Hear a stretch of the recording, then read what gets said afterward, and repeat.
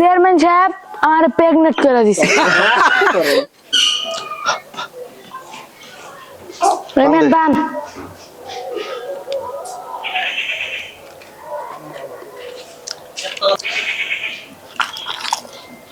তাহলে ভাই কি চাইছিস? আমি আর সালিশে গেলাম। হ্যাঁ আমার ব্যাট খেলি পান তোর খারাপেন আপনার যে সালিশ দরবার হয়েছেন আমার কি শিখান রাখবো না? তুই সালিশ দরবার শিখবি? দেখ আমি একটা শিক্ষিত চেয়ারম্যান, শিক্ষিত সমাজে মাতবরি করে বেড়াই। তুই তো মূর্খ, ওখানে অনেক সময় ইংরেজি কইতে হয়, তুই তো ইংরেজি কইতে পারবি না, আমার মান সম্মান সব শেষ করবি। হ্যাঁ ইংরেজি কইতে পারবি? ইংরেজিটা কিছু কথা। তুই যদি একটা ইংরেজি শিখতে পারস তাহলে তোর চাকরি আজকে থেকে পার্মানেন্ট করে দেবো একদম। এই যে নতুন একটা ইংরেজি শিখে আলাইছি। হ্যাঁ তাই নাকি? হ্যাঁ বলতে পারবি?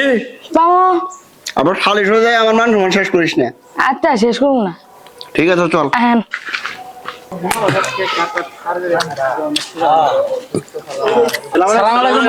ওয়ালাইকুম আসসালাম। তুমি অনেকক্ষণ যাবত বসে আছো মনে হয়। আমার আসতে একটু লেট হয়ে গেল। আল্লাহ,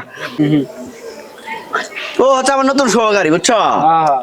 আবদার করছে শালির দরবার শিখবো, কৌ তো দেখি। আসসালামু আলাইকুম।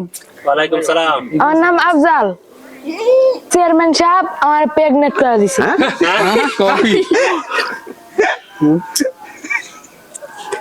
শালা ইজ্জত মিজ্জত তো আমার সব শেষ করলো। হ্যাঁ মান সম্মানটা তো আমার ডুবাই দিলি। এই জন্যই প্রবাদে কয় যার যেখানে সাজে তার সেখানেই রাখা উচিত। জোর করে কোনদিন মানুষের ইংরেজি শেখানো যায় না। না না, ইংরেজিটা হবে পার্মানেন্ট।